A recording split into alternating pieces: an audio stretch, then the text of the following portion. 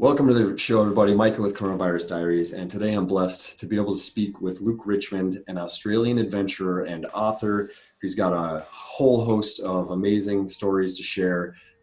Luke and myself had met when we were both adventuring in Thailand.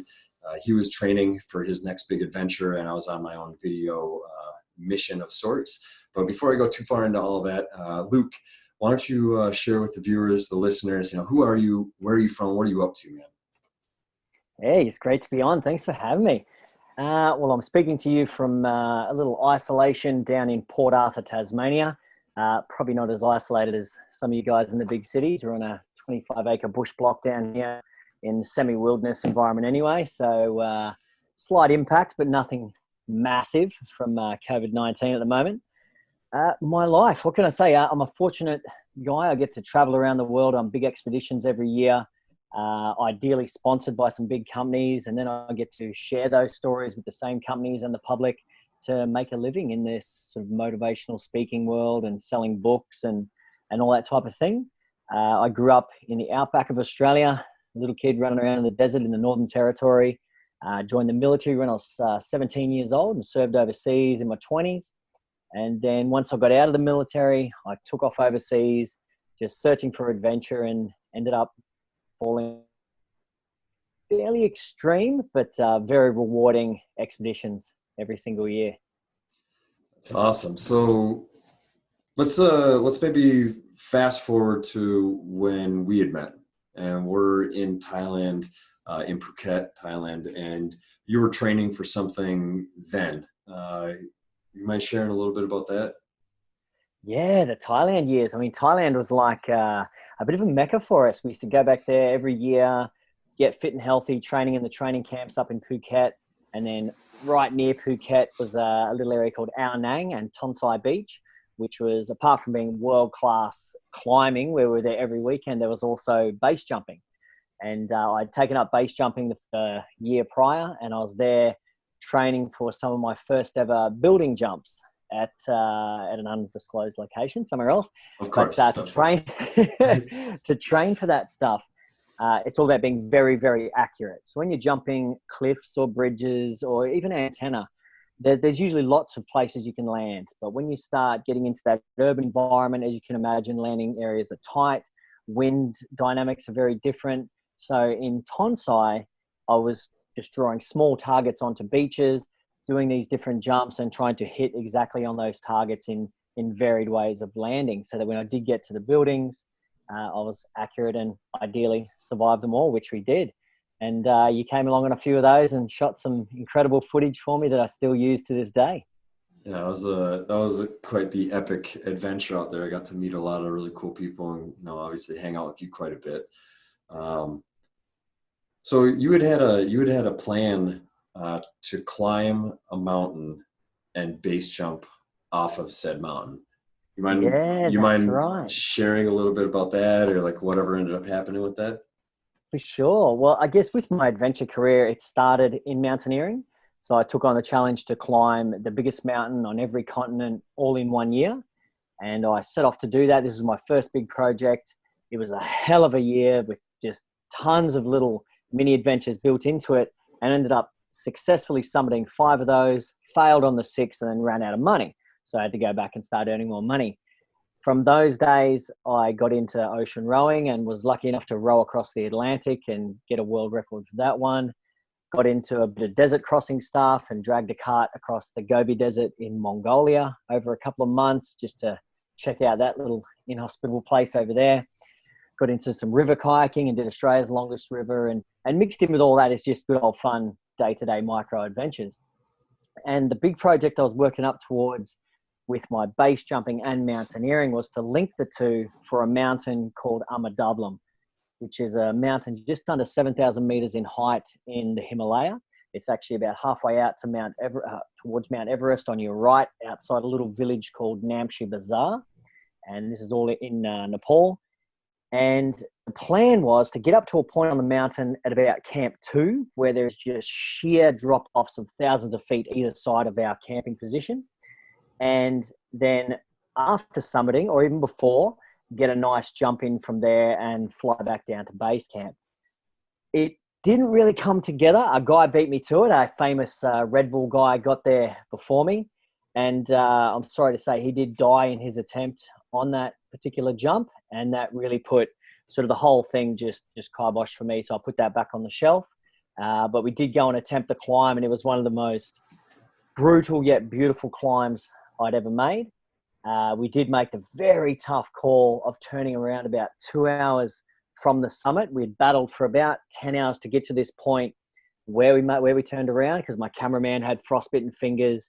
My wife, who was climbing with me, was absolutely exhausted, and I had to, make the semi-tough call of putting all my ego and ambition and everything back in its box to look after the team, and we all came down together. But Respect. I guess the best thing about mountains is they're not going anywhere, and we can go back and try again.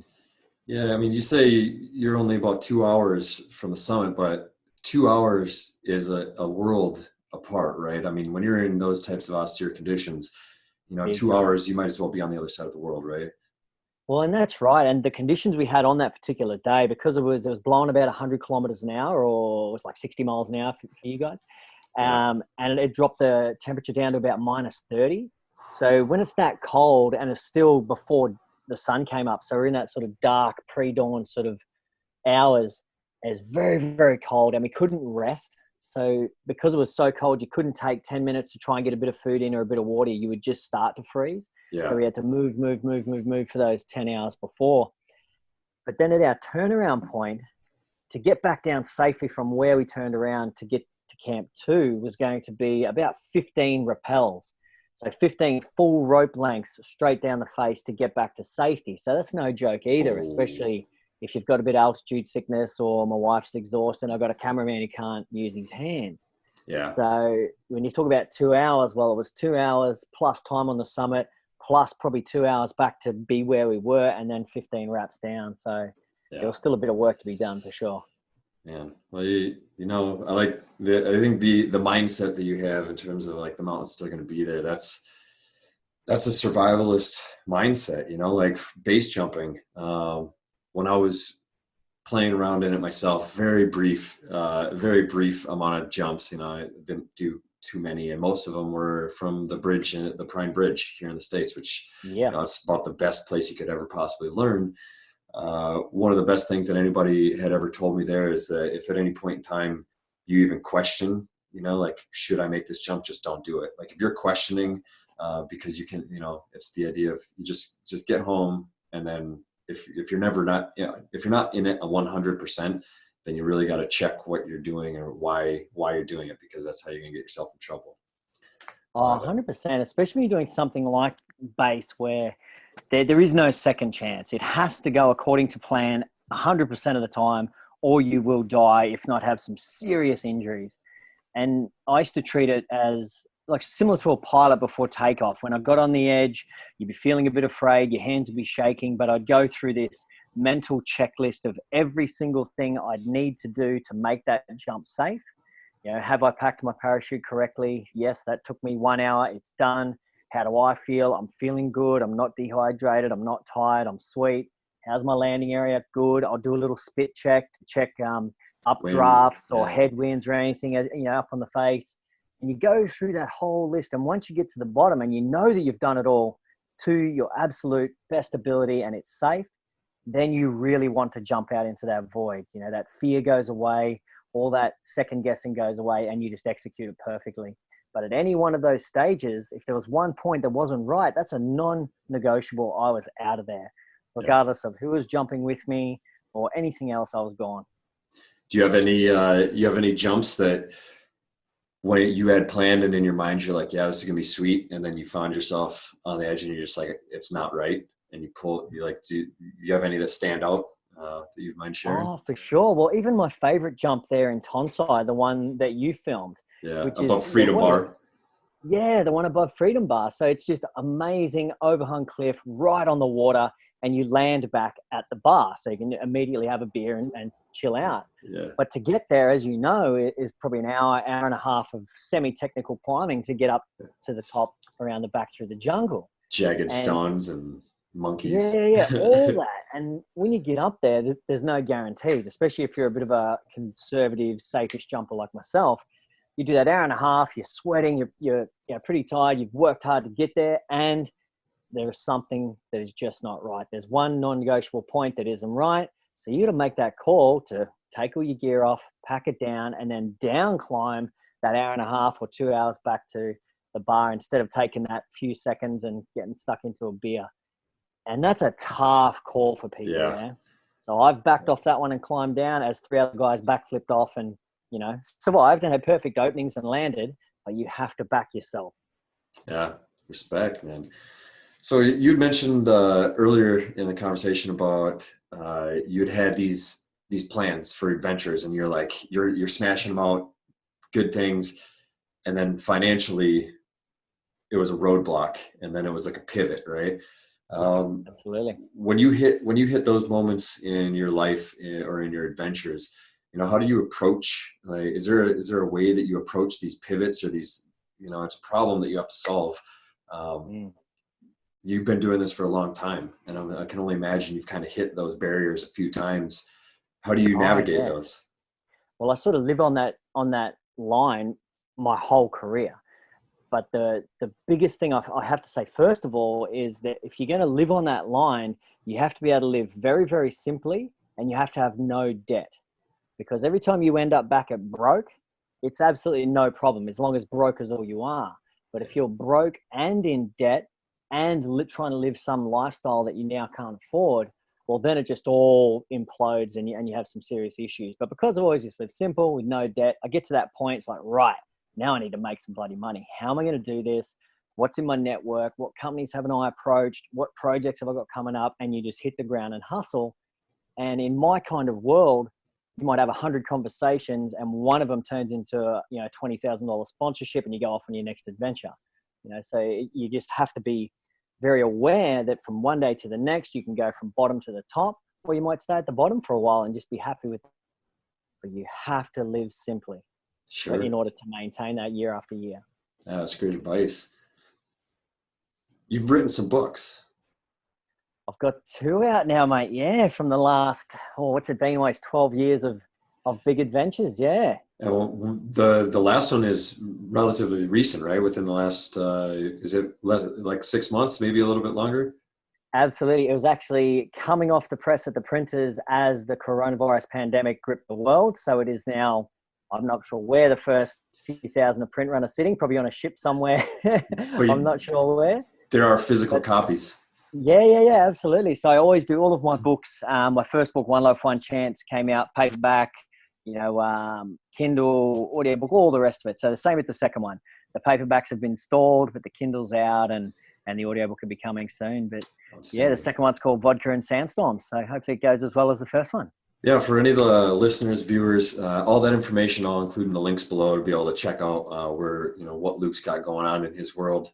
Is your website? You've got a website as well, right? Where you can. I think most of it's on the website. So my website is really my whole mantra is OLOC Adventures. So OLOC Adventures, which stands for One Life, One Chance, and that's pretty much how I've lived my entire life since the military. Is just to go out and do every single thing you want to do now because you don't know what is coming around the corner. Case in point, COVID-19. Absolutely. If you don't mind, I'd be interested to get your take on kind of how is that, a lot of the stuff that I try to talk with the folks that actually come on Coronavirus Diaries is how it's impacted maybe their mission in what they're doing, whether it's career-wise or adventure-wise in your case, both actually. Mm-hmm. But, how do you go about, like, what are you doing? This is one of those pivots, right? Like out of left field, something pops up and now you're going, okay, now what? Well, actually it'd be in about a week's time. I was supposed to depart on a national book tour. We had about 35 motivational speaking events booked in, plus all the bookstore stuff. And we're going to do a road trip of 16,000 kilometers around Australia.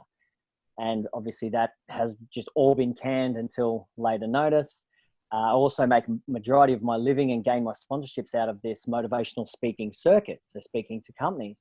So week one, day one of this pandemic, every single gig got canned. So I went from having a full schedule of 2020 and sort of projections of income and adventures off the Right. back of that to having absolutely zero. Now, I'm very fortunate. As I said, I live down here in the bush. We're in a little shack, my wife and I. We've got veggies. We can get fish. So we're sort of living this simple life where Yeah. being broke now is no problem at all. We don't really stress about it. Yeah. But in that income space, I've had to pivot. So now all of these companies that I normally go and speak at huge conference halls for, they're all doing it via Zoom and Skype and all these other Microsoft Teams or whatever. And I've just developed, it's only really in its inception stage. I've only done a half dozen of these this week, is to just drop in on their morning meetings, do a 10-minute sort of power, how you going? Here's what we're doing for the day talk, and then bounce out again and let them get on with their meeting. And I can get a small amount of income from that. So I've tried to pivot into this online world, which is definitely not where I belong. I'm an outdoors man, but I've sort of just figured it all out, and it seems to be keeping the ship afloat. Outstanding. Yeah, I love it. You talked on living simply, and you're literally practicing what you preach. It's refreshing. So as far as your how you approach life, right? It seems like you're charging hard. You're a hard charger. Where does that come from? Like you joined the military. Before you joined the military, was it something? Have you always been like that since you were younger? Is it something that was developed in you? Why? Like what is this? What is why, Yeah, Luke? I guess I grew up in like a little bit of a different sort of way. Growing up in the outback, where you learn how to fish and hunt and live that country way of life, and then the military is a bit of an extreme existence. Especially serving overseas in the Timor rotations and doing jungle operations and stuff like that. That's a pretty extreme stuff when you're an infantry soldier. When I got out, I had call it that cliche rock bottom moment where I did fall into drug addiction in my early 20s. And that culminated in me waking up in jail, getting hosed down by the police because I was covered in my own filth. It was actually the pity and the shame in the eyes of those police officers that were the catalyst for me to change my life right then and there. So I was lucky. I went home, or I was released from jail the next day, went back to my home. I was actually living in London at the time. And I called an old army buddy of mine named Liam, who was back here in Australia. So, mate, I need some help. I've got to get out of this city. I've got to change my life. And he told me to go to the training camps of Thailand, especially Tiger Muay Thai in Phuket. He was a mixed martial arts guy, and he said, go there. So I booked my flight then and there, high as a kite. This is pretty sad to say, I finished my drugs in the taxi on the way to Heathrow Airport. Wow. And then flew out and landed in Thailand and went cold turkey, doing 6 hours a day of Muay Thai. And in that first month and at the end of the second month, I was a new man. And since those days, that was the point. So that was the point where I said, right, this is what life's all about now. Let's go after what you really want. Because when I was an addict, everything is suppressed. Now that I'm clean again, all these dreams and aspirations and goals from my youth came alive, and I wanted to go and get into adventures. And that's where it led me. Outstanding. And then every single adventure since has just given me so much feedback, so much reward. And, thanks to technology and the way the world is now, you can make a living out of this stuff. It's all just sort of come full circle for me. Outstanding. How do you see and I think we're kind of pushing past the 15-minute mark. I don't want to hold you up too long, but so where do you see yourself going then? You say you're pivoting into this digital age. Do you have something on your mind that's like, in a year, if everything's kind of like under wraps, or a year and a half, like what's the summit for you looking like here? Well, here's one thing I do, and this is something everyone that's listening or viewing can do as well. In the military, and especially in the early days of my mountaineering careers, I saw a lot of death. And seeing those deaths up close, it changed my own relationship with death. So I started to realize that it is there. It can come at any time. So I'm not going to muck around anymore. I'm not going to waste any time. So I convinced myself that I'm going to die in 5 years' time. And I truly believe it. Even right now, I say, right, I've got 5 years. And I get out a pen and paper and I write down everything I want to achieve between now and my death. And whatever I come up with, that's what I then go out and splice into my life straight away, and I make it happen. And if I get through that list, I ask myself the question again and we go again. Now, this might not be the best tool for careers and mortgages, but this is a great tool for everyone just to splice a bit of health and happiness into their lives. I love it. I think that's amazing advice. And, it's in a lot of ways I live very similar in that, I don't foresee myself. I can't, it's difficult for me to imagine myself, being old. I don't feel like I'm ever going to make it that far. And I keep finding myself in positions where I'm like, I don't know how I got here. I love it. The fact that this is happening. And now it's like, okay, now what's next? And it's, it's brilliant. And I think that's going to be one thing come to the entire Corona chaotic situation is people might have a look at their lives, simplify a bit, realize the value of day-to-day lives. They're going to be spending a lot of time with people in their inner circle, and they might start to value that a bit more and make some changes once the borders open up again. Yeah, I even keep thinking about, aside from people, spending a lot more time with loved ones, they're going to be spending a lot more time with themselves. And I've even been hearing some people talk about that, how it's almost unnerving to be, in confined spaces with themselves where, there's only so much you can distract yourself with. You can't go and be in big groups of people or go to these big events or do all this stuff. So then you're really stuck to inside of your own head almost. And it sounds like, a lot of people are starting to have these epiphanies, what they value, what holds the most value to them. And, for the most part, it's not, things, it's other stuff. So experiences. Yeah. And I think we'll see that not just on a personal level, but community and government and global level as well, mate. We're going to see a lot of big changes come out of this one, I think. Yeah. Well, Luke, I would love to make this something that we maybe touch base every week or two and just kind of see what's kind of transpiring. And, Tasmania, we were talking before we jumped on the show for the listeners, and very, very different from what's going on here in the States. It sounded like you'd said about 500,000 people in Tasmania. It's a pretty tight-knit community for the most part. You are spread out. There's a lot of, there's not these major, huge cities like where I'm at, the Twin Cities, a couple million, depending on how you calculate it. 6 hours south of here is Chicago, which many millions. So it is a totally different dynamic, and I think it'd be refreshing at the very least just to touch base and see what you've been up to, and see if you've been getting into any more writing or any more little adventures.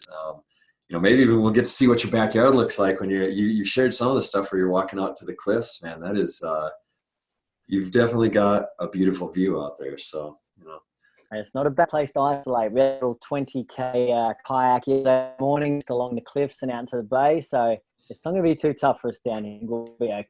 Yeah, you'd mentioned getting out and doing sea kayaking. Yeah, you do some fishing when you're out there. Absolutely, that's the easiest way to fish where we are. Just kayak straight off the front, just drop in a line, catch a feed, and come back in. All within 15 minutes, you'll have your dinner. Outstanding.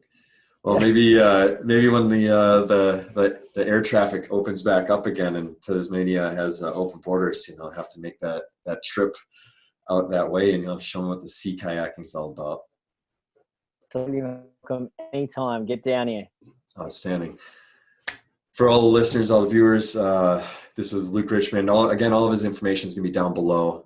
Luke, thank you so much. It's a pleasure to catch up with you. First and foremost, it's great to see you're on the up and up. Stick around for all the viewers, listeners. Coming up here in another week or two, we'll touch base with Luke, see what's up going on in Tasmania, and until next time, stick around.